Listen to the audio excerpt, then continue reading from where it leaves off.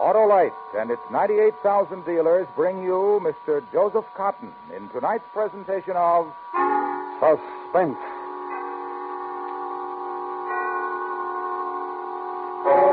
$100 ago this week, a group of brave men risked their lives in a desperate effort to save their fellow men. Tonight, Autolite honors this centennial with a dramatic recreation of their attempted Arctic rescue. Our star, Mr. Joseph Cotton.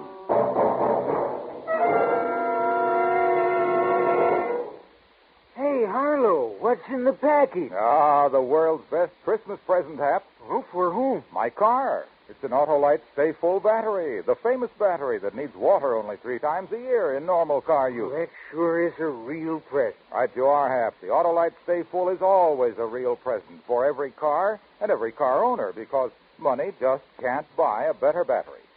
Why, the Autolite Stay Full has fiberglass retaining mats protecting every positive plate to reduce shedding and flaking and give longer life as proved by tests conducted according to accepted life cycle standards. Where can I find this famous battery, Harlow? Under the hoods of millions of cars and at your Autolite battery dealer.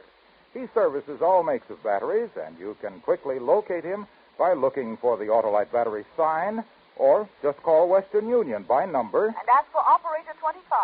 I'll gladly tell you the name of your nearest Autolite battery dealer where you can get an Autolite Stay Full. The battery that needs water only 3 times a year in normal car use.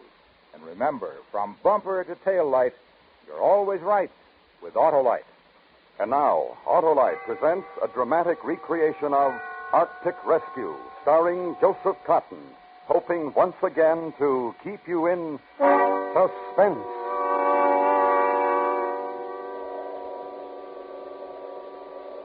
Picture this if you can. Christmas night. Miles and miles of endless, empty, broken white ice. An ice floe drifting somewhere in the vicinity of the 73rd parallel north of the Arctic Circle. Nothing but ice. That is, nearly nothing. If you look carefully through the winter night, you'll see 2 tiny, dark blemishes. The figures of 2 men. One twisted in an unconscious heap is our skipper, Jonathan Blake. The other figure, Gerald Stewart, first mate, me. It makes a good, sorry picture. Civilized men in a primitive wilderness of ice waiting helplessly for death. Aye, a sorry picture.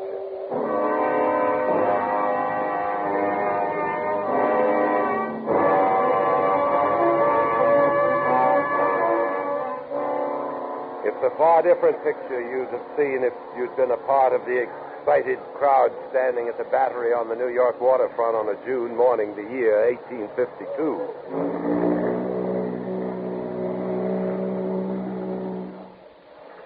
The moment of departure? Aye, Lady Franklin, we must take the high tide. May God in his great mercy protect you and your men from the perils which await you. The men are prepared for hardships, Lady Franklin. We shall succeed where the others have failed in ending the mystery of the Erebus and Terror. Aye, and back to Aberdeen in time for a Christmas feast. And we'll prepare a Christmas celebration your men will never forget, Captain. We're leaving for England next week. I'm so sorry for you, Mr. Stewart. For all of you. Thank you, Miss Craycroft. I'll stand many a watch out at sea thinking of last night, the ball, dancing, and you. That is, all of us will, I mean. What my first mate is trying to tell your niece, Lady Franklin, is how grateful the officers and crew are for the farewell ball you held in their honor last night. I'm the grateful one, Captain Blake. Please bring them all home safely. Oh, come now, Lady Franklin, no need for worry. If Jessica's a sturdy ship and the men are in good health and lofty spirits. We'll be back by Christmas, you'll see. Tide will change. We must be on our way. Then goodbye and good luck, Captain. Goodbye, Lady Franklin. Miss Craycroft. Goodbye, Captain Blake. Goodbye, Mr. Stewart. Godspeed. Thank you. We shall see you in Aberdeen Christmas week. Let's get aboard, Mr. Stewart. Yes, sir. Bye, Lady Franklin.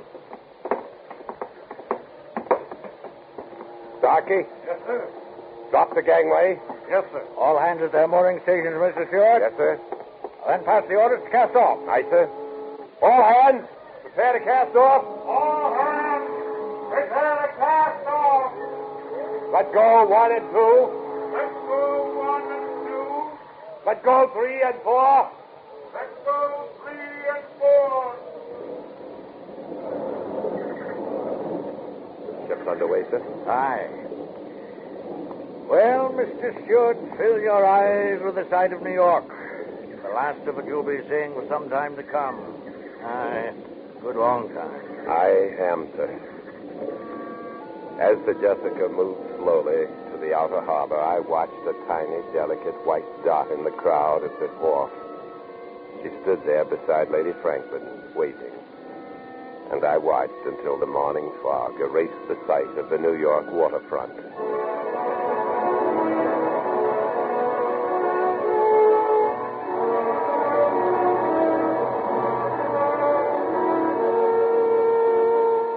Aside from the ship's log, I've decided to keep a running account of this voyage. This account will be transferred to a watertight jar and thrown into the current should any sudden disaster occur. The first 3 weeks of navigating north were merely a matter of settling down to ship's routine. On June 30th, after officers' mess, we sighted Point Farewell on the Greenland coast. The time had come for the captain to read a letter of instructions given to him by Lady Franklin. Captain Blake, I'm sure you will do all that any man can in discovering the fate of my husband, Sir John Franklin, and his 2 ships, the Erebus and Terror. But my only fear is that you might sacrifice your lives in the unknown regions of the Arctic. Therefore, let me state that above all else, the preservation of the lives of you and your heroic companions is more important to me than the purpose of your journey. May God in his great mercy preserve you all from harm amidst the perils which await, and restore you to us safely and in health, as well as honor. Your sincere and attached friend, Jane Franklin. Well, these are the only written instructions I have, gentlemen. Now then, Mr. Stewart, the map, please. Yes, sir. Well, there it is, gentlemen, the most recent Admiralty map of the Arctic regions that we are approaching. Aye. Now, it's almost completely blank. Aye, Mr. Halliday, thousands of miles of uncharted wilderness. And somewhere in that frozen tundra, Sir John Franklin and his men vanished. Aye. Our search will begin tomorrow when we drop anchor in Godhab. We'll pick up our ice pilot, Mr. Patrick Hansen, some additional supplies, and then make for the Arctic Circle. Arctic Circle? Sounds like the edge of the world, eh, Stuart? A little frightening, too. You frightened? Mr. Halliday, if I were you, I'd respect Mr. Stewart to see what lies before us. Captain, I was just thinking. If Franklin was looking for the Northwest Passage, he'd probably make an approach through here, through Lancaster Sound. Ah. Then he must have passed Ponds Bay here. And according to our information, they're Eskimos at Ponds Bay. They might have seen his ship enter Lancaster Sound. If they did, then we'll have something to go by. I hope Mr. Hansen understands the Eskimo dialects. They can tell us much. I don't see how we can cover all this territory and get back by Christmas, Captain. We have no choice, Mr. Stewart. If we get caught beyond the Arctic Circle after the summer months, we may never get back. Never? Aye. In the winter, the seas are covered with great ice floes. And once a ship is frozen in those latitudes, it'll stay there until the summer thaw. You can't imagine the horrors we'd endure in an Arctic winter, Mr. Halliday. I suppose not. Franklin and his men were probably frozen in for the winter. And they were never heard from again. Exactly. Well, that'll give you a brief idea of what we're in for, gentlemen. We'll know more after Mr. Hansen comes aboard. Any questions? I have nothing but questions, Captain. I wish I had the answers, Stuart.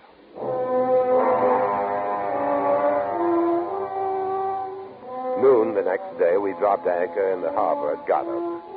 Here we would take on coal, additional winter clothing, dogs, and Eskimo drivers, and Mr. Hansen, our ice pilot. Godhab was nothing more than a few huts of the Baffin Bay Trading Company, and as we prepared to go ashore, a longboat suddenly appeared alongside. Captain Blake? Aye? And Patrick Hansen, your ice pilot, sir. We were about to send a boat ashore for you, Mr. Hansen. No time for that, Captain. But we planned on picking up supplies and dogs. I brought them. They're in the boat. Well, what's the rush, Mr. Hansen? Oh, this is Gerald Stewart, my first mate. You never been in the Arctic before, Mr. Stewart? No. Take my word for it. You better get up there while we got the summer weather, you bet. All right, so we run into a little summer ice. The Jessica's prepared for that? Yeah, he looks like good, strong ship. Hey. You never seen iron ship up here before. And steam engine, too. That's not all the Jessica has. There's additional iron plates across the hull, as well as added bracing for chip in the forward 10 feet of the bow is solid iron and razor sharp at the edge. What do you think that'll do to your ice, Mr. Hanson? You wait and you see what the ice can do to a ship. Even an iron ship, Mr. Stewart. Mr. Hanson, you received my letters. Yeah. And you made inquiries about the Erebus and Terra? Yeah, they was here. They couldn't get dogs, so they headed for Pond's Bay. Across Baffin Bay? That's right. Just as we thought. Mr. Halliday. Aye, sir. Get those supplies aboard, then prepare the ship to sea. Right away, sir. At once. Steward. Yes, sir. You can chart a course for us. We'll cross the Arctic Circle next and on to Pond's Bay.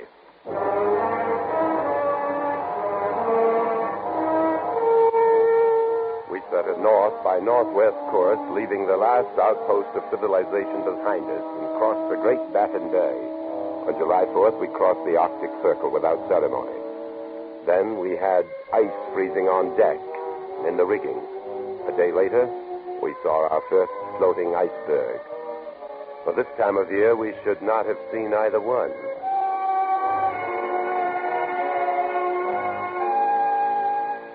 From Goddard to Pond's Bay, 6.5 days, perfect calm. Upon landing, we found a small contingent of Eskimos, but nothing else. They seemed hostile and would give us no information. Then, as we were preparing to return to the Jessica, one of the natives, a girl, rushed from one of the huts and down to the beach. What's it? Oh, what's she saying, Miss Anne? I'm not sure.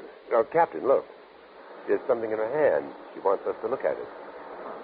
Small brass button. From a naval uniform. Aye. See if she'll trade it for some sewing needles. Oste? Galaga? Well, what does she mean by that? Oste? Joseph. She can't say man's name. Oste? Galaga? Joseph Gallagher? Steward, is that name on Sir John's crew list? I'm looking, sir. Yes, sir. Yes, sir. It's here. Quartermaster Joseph Gallagher. They've been here. Aye. Better get back to the ship, man. Looks like a gale brewing. Oste? Oh, let her keep the button, Steward. Give her the needles, too. Yes, sir. Oste?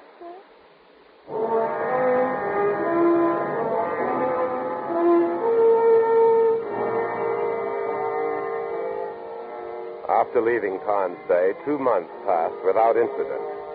Then we entered Lancaster Sound and approached the scarcely charted islands along Barrow Strait.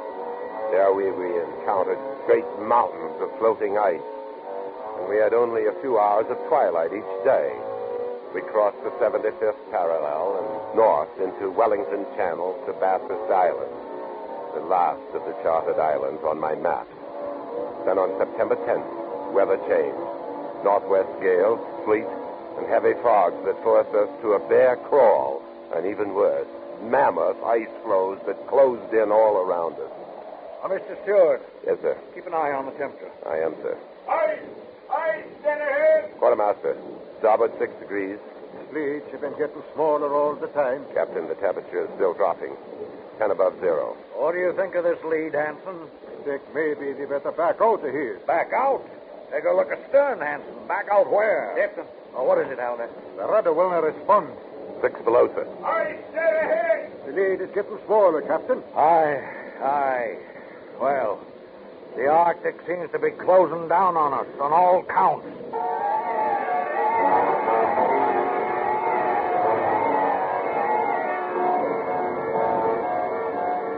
The walls of the lead moved in closer until a man could jump to the ice from either side of the ship.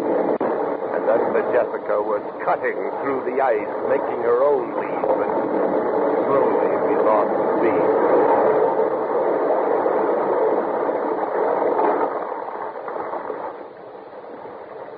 Finally, the ship gave up to the ice.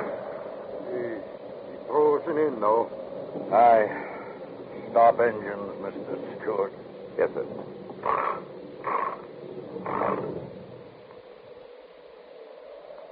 Well, Captain Blake, Looks like they can forget about looking for Sir John Franklin in his ships. Now that we're frozen in, we're going to have to look out for our own lives, you bet.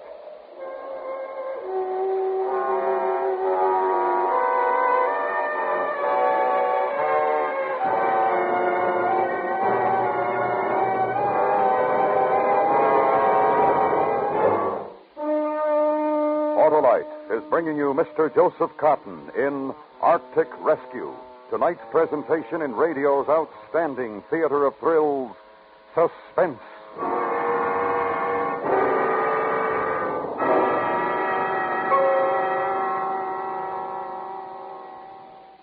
'Twas the night before Christmas, and outside the door, a man was trying his starter once more. But try as he would, the car wouldn't go, for the battery was dead. Out of water, you know. That man should have had an Autolite Stay Full battery, Harlow. Right you are, Hap. There's the battery that needs water only 3 times a year in normal car use. Because the Autolite Stay Full has over 3 times the liquid reserve of batteries without Stay Full features. And, in addition, it has fiberglass retaining mats protecting every positive plate to reduce shedding and flaking and give longer life, as proved by tests conducted according to accepted life cycle standards. Money just can't buy a better battery. So, friends, see your nearest Autolite battery dealer. He services all makes of batteries, and he has an Autolite Stay Full for your car if a replacement is needed. Just call Western Union by number and ask for Operator 25. And I'll tell you where you can get an Autolite Stay Full battery. The battery that needs water only 3 times a year in normal car use. And remember, from bumper to tail light, you're always right with Autolite. And now, Autolite brings back to our Hollywood soundstage Mr. Joseph Cotton in Elliot Lewis's production of Arctic Rescue, a true story well calculated to keep you in suspense.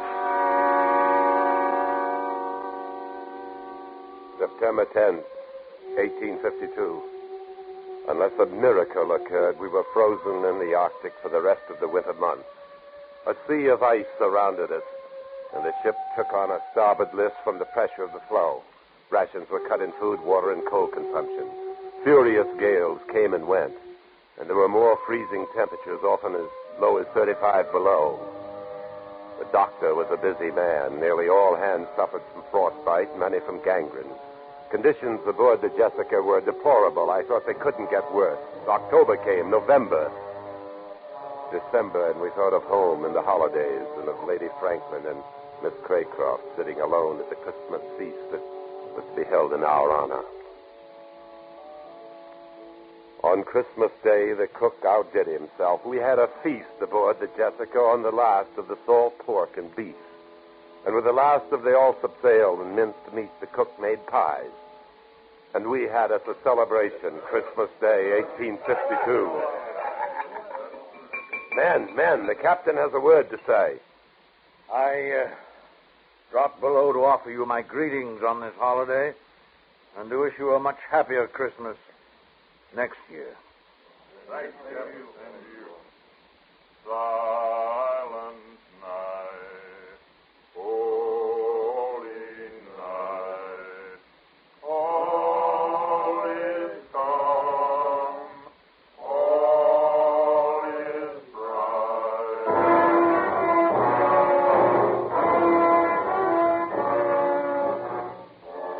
Christmas Eve, 1853, 1 year later. We're still frozen in. Summer came and passed without an appreciable rise in temperature, and the ice failed to break up. Men living on pemmican, occasionally bear meat and seal blubber. No more lime juice. This means scurvy. The year also saw the loss of 11 men, the doctor and the ice pilot Hansen among them. 2 in a chase for the polar bear, 3 from scurvy, and the rest from gangrene. Most of the men have frostbite.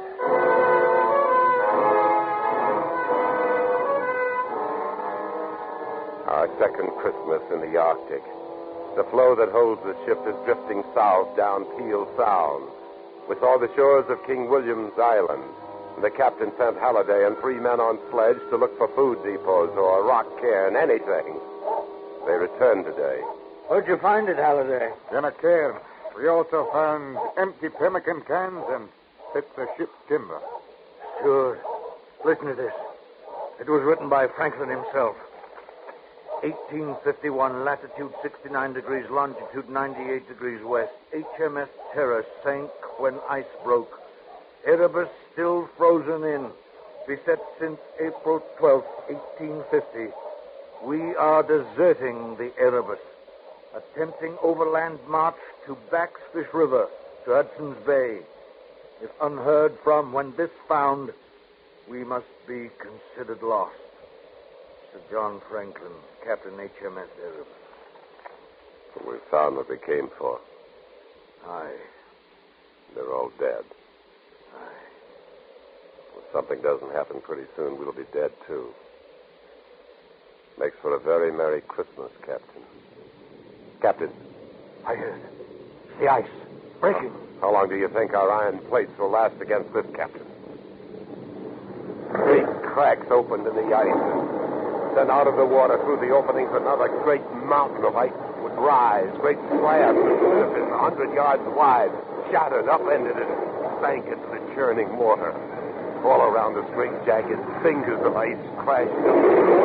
All hands abandon! Do it! It's no chance. We're going out on the ice, too. Yes, sir. I could feel the ship jarring loose under me, and suddenly the Jessica, red sharply throwing me across the deck.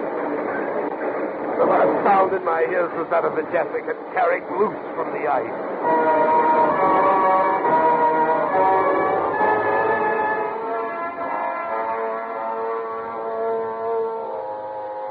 Slowly, I became aware of pain in my leg, then of movement.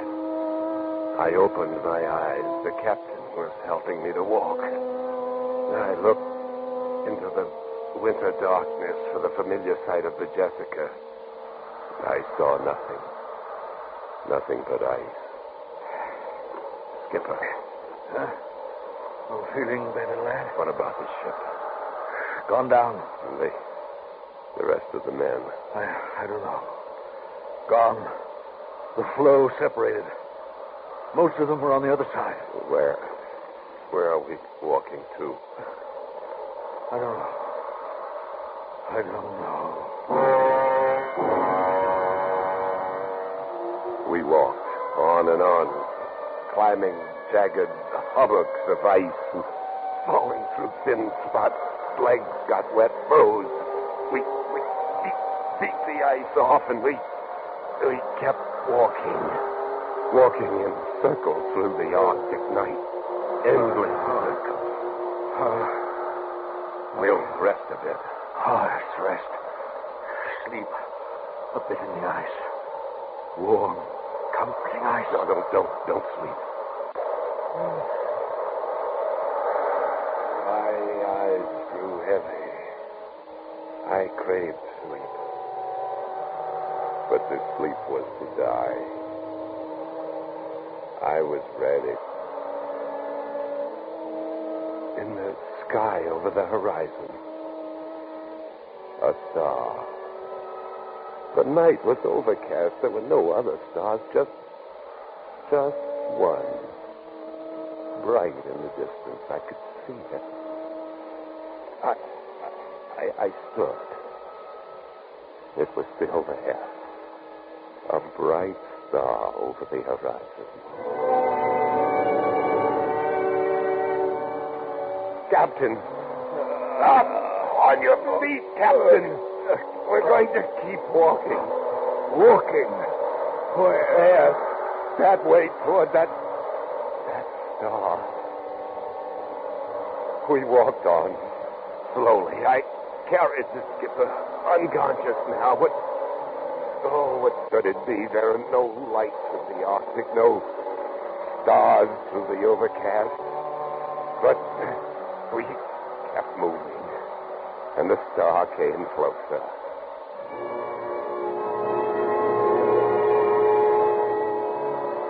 I couldn't believe what suddenly appeared. Through the darkness directly beneath the star with the vague outline of a ship. A ship. Mate! Mate, help! Help me!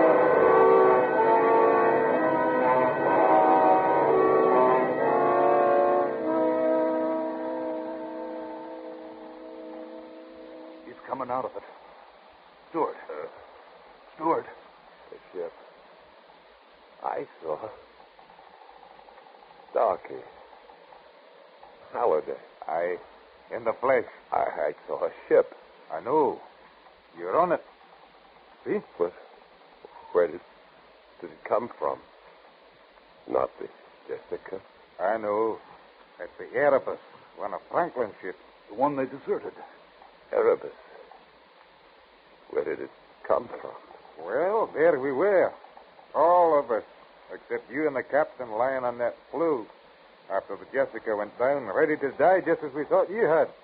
And then just as graceful as you please, we see a ship drifting slowly out of the fog through the broken ice, right to us. But the captain, I left him out on the He's ice. all right. We brought him aboard, and pretty soon we'll be on our way home. Home? Aye. The ice is open. We can get out. The Erebus will take us back. Now, how's that for a Christmas surprise? I followed a star. What? He's sleeping. What was that he said? He followed the star? Aye.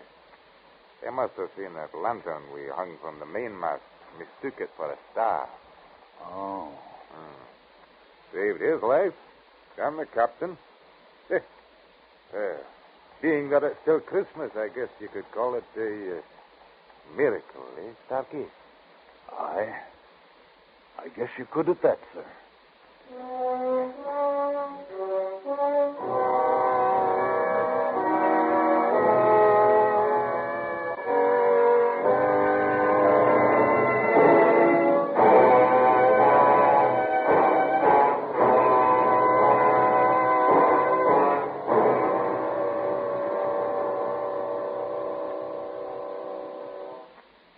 Suspense, presented by Autolite. Tonight's star, Mr. Joseph Cotton.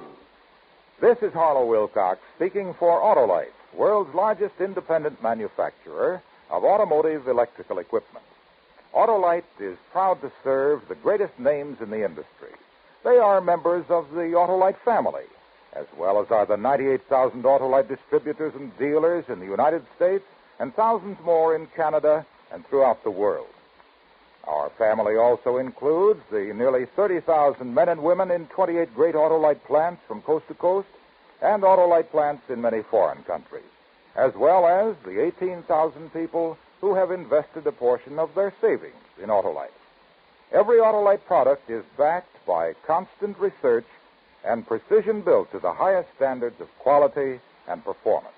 So remember, from bumper to tail light, you're always right with Autolite.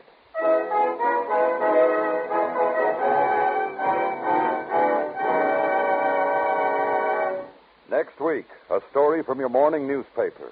The dramatic expose of narcotics peddling among teenagers, as reported in Melody in Dreams. Our star, Mr. John Lund. That's next week on Suspense. Suspense is produced and directed by Elliot Lewis, with music composed by Lucian Morowick and conducted by Lud Luskin. Arctic Rescue was written for Suspense by Gus C. Bays. Featured in tonight's cast were Joseph Kearns, Norma Martin, Lillian Baez, Fred Mackay, Barney Phillips, Clayton Post, and Ben Wright. Joseph Cotton can currently be seen in the Burt Friedloeb production, The Steel Trap, a 20th Century Fox release. Remember next week, John Lund in Melody in Dreams.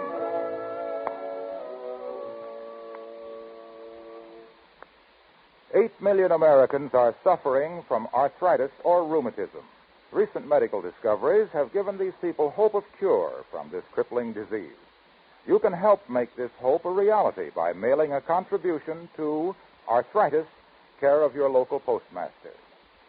Friends, on behalf of the entire Autolite family and all of us on Suspense, this is Harlow Wilcox wishing all of you a very Merry Christmas.